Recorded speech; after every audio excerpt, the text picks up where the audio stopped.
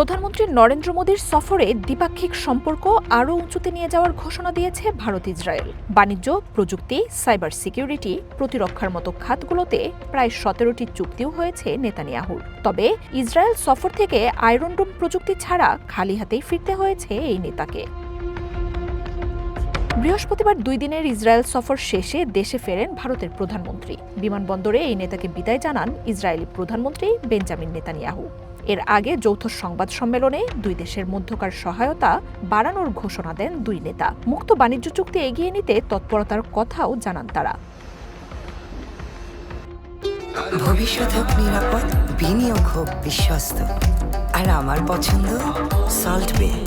Welcome to salt বে।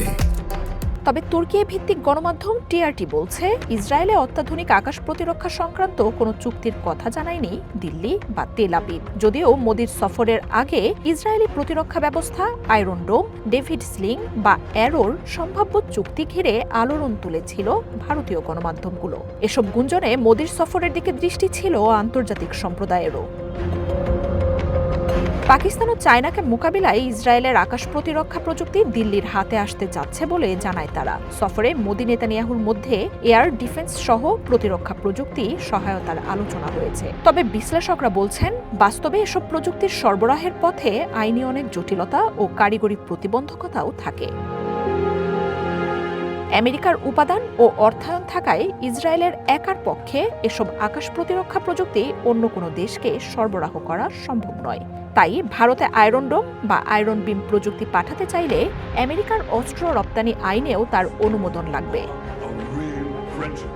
এদিকে ইসরায়েলের পার্লামেন্টে ইসরায়েল ও ইহুদি সম্প্রদায়ের প্রতি অবদানের স্বীকৃতিতে নরেন্দ্র মোদীকে নেসেট মেডেল পরিয়ে দেন নেতানিয়াহু। সফর শেষ হতেই এই পুরস্কার ঘিরেও ইসরায়েলে বিতর্ক তৈরি হয়েছে।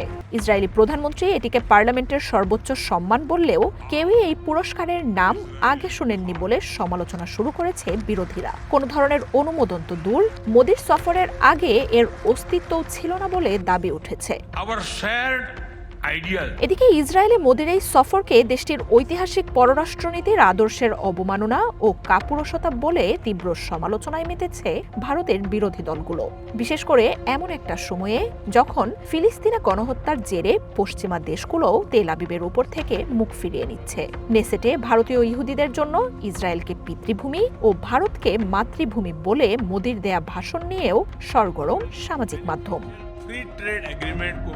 গাজায় যুদ্ধ শুরুর পর থেকেই ইসরায়েলের সাথে ভারতের নরেন্দ্র মোদী সরকারের সখ্যতা নজিরবিহীন রূপ নিয়েছে। এমনকি যুদ্ধের জন্য ইসরায়েলকে অস্ত্র সরবরাহের অভিযোগও রয়েছে দিল্লির বিরুদ্ধে।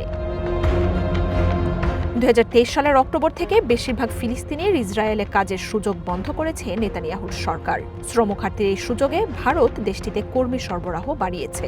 সফরের নতুন চুক্তিতে আগামী 5 বছরে ইসরায়েলে আরও 50,000 নিম্ন মজুরির শ্রমিক পাঠাবে ভারত। মার্জিয়া উপমা, ওয়ান ইন্টারন্যাশনাল ডেস্ক।